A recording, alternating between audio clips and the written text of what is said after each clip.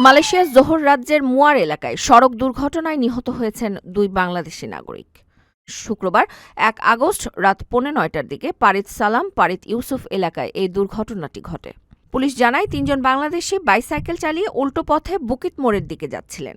এ সময় একটি গাড়ি পেছন থেকে ধাক্কা দিলে তারা রাস্তায় ছিটকে পড়েন। দুর্ঘটনার পর চালক দ্রুত ঘটনাস্থল ত্যাগ করেন। ধাক্কায় ঘটনাস্থলেই একজন মারা যান এবং অন্য ২ জনকে মুয়ারের সুলতানা ফাতিমা স্পেশালিস্ট হাসপাতালে নিয়ে যাওয়া হয়। পরে সেখানে চিকিৎসাধীন অবস্থায় আরও একজনের মৃত্যু হয়।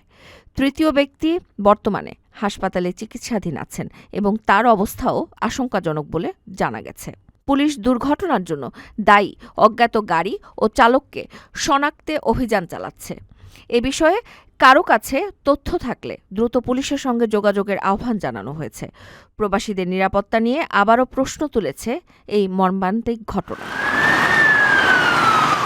প্রিয় প্রবাসী, আপনার নিরাপদ ভবিষ্যতের জন্য অর্ধেক দামে আজই ফ্ল্যাট বুকিং করুন। ঢাকায় প্রবাসী সিটি দিচ্ছে সীমিত সময়ের স্পেশাল অফার। জমি ও ফ্ল্যাট একসাথে। যোগাযোগ করুন স্ক্রিনে দেওয়া নম্বরে।